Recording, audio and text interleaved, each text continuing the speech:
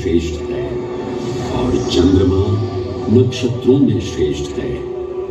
उसी प्रकार प्रयाग सभी तीर्थों में सर्वश्रेष्ठ है।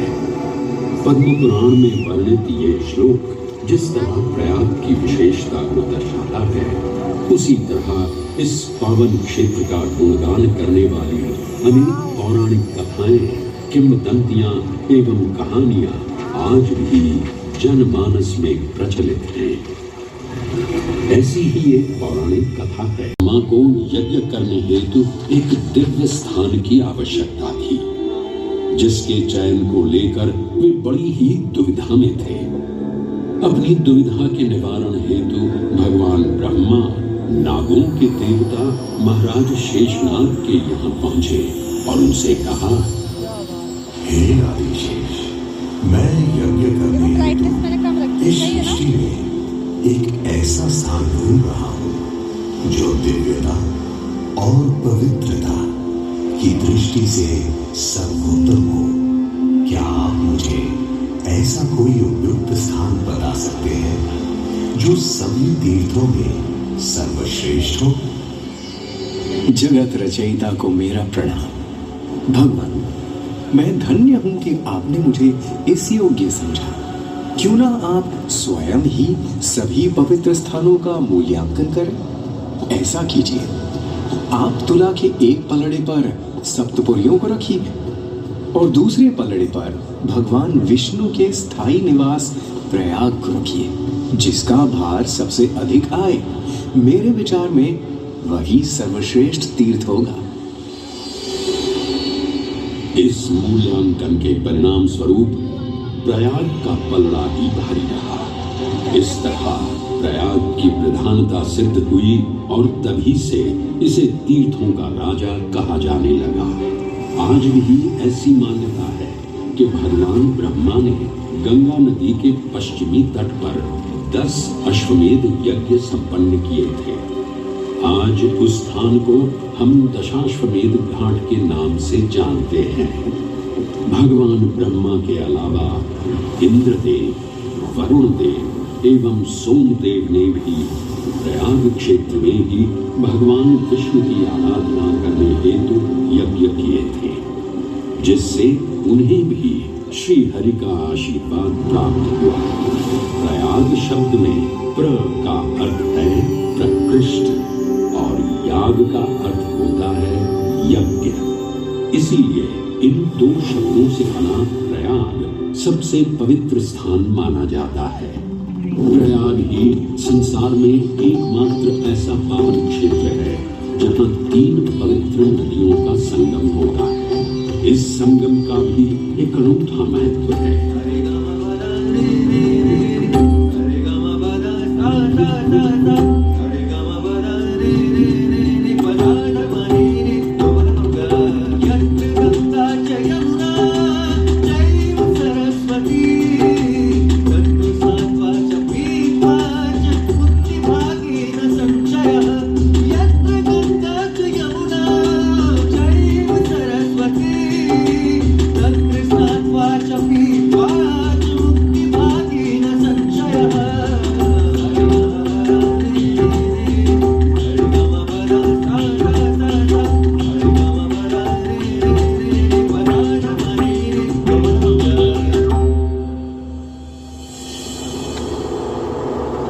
प्रयाग में गंगा, यमुना और सरस्वती जैसी 3 सबसे पवित्र और पूजनीय नदियों का दिव्य संगम होता है।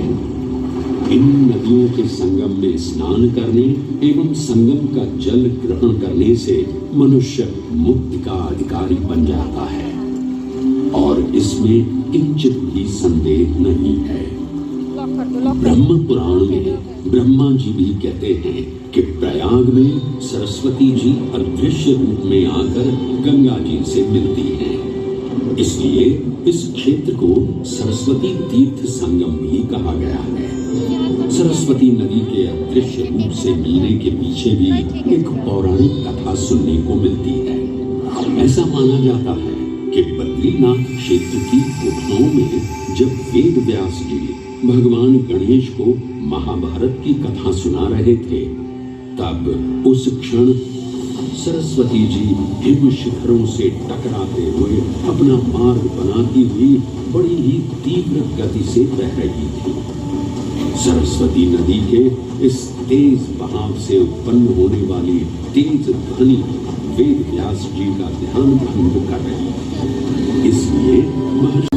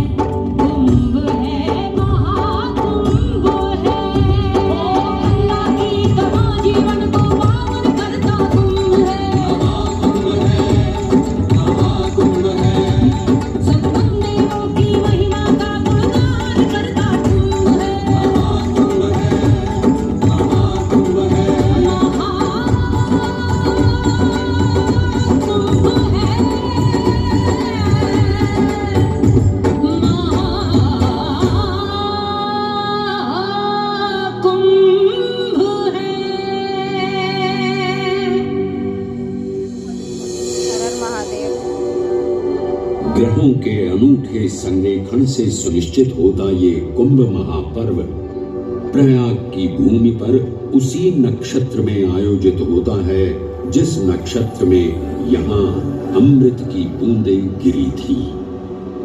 गणनाओं के अनुसार जब बृहस्पति वृषभ राशि में और सूर्य चंद्रमा मकर राशि चक्र में प्रवेश करते हैं तब प्रयागराज में कुंभ पर्व आयोजित किया जाता है।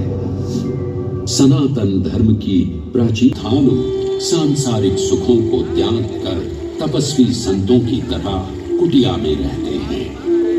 उनकी दिनचर्या ब्रह्म मुहूर्त में गंगा स्नान से शुरू हो संध्या वंदना और भजन कीर्तन जैसे आध्यात्मिक कार्यों के साथ रात्रि तक समाप्त होती है।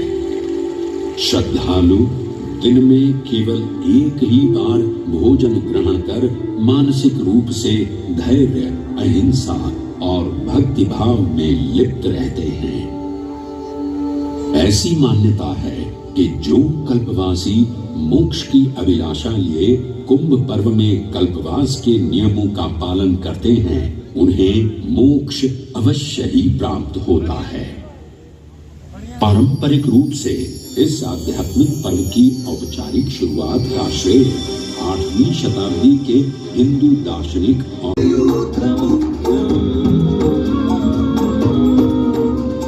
श्री राम दूतम शरणं प्रपद्ये।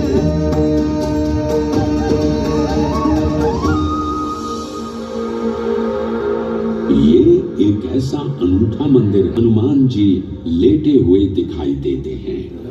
प्रचलित कथाओं की माने तो हनुमान जी के आदेशानुसार बाघंबरी बाबा को इस तट पर उत्खनन करते समय हनुमान जी की एक दिव्य मूर्ति प्राप्त हुई थी, जिसके फलस्वरूप आज यहाँ बड़े हलवा में अपना जीवन समर्पित कर दिया। आज भी इस मंदिर की देखरेख का कार्यभार बाघंबरी गद्दी ने ही संभाल रखा है। पुराणों एवं अनेक धार्मिक ग्रंथों में वर्णित प्रयाग क्षेत्र के कौशाम्बी का उल्लेख देखने को मिलता है। कौशाम्बी प्राचीन भारतीय वत्स महाजनपद की राजधानी थी।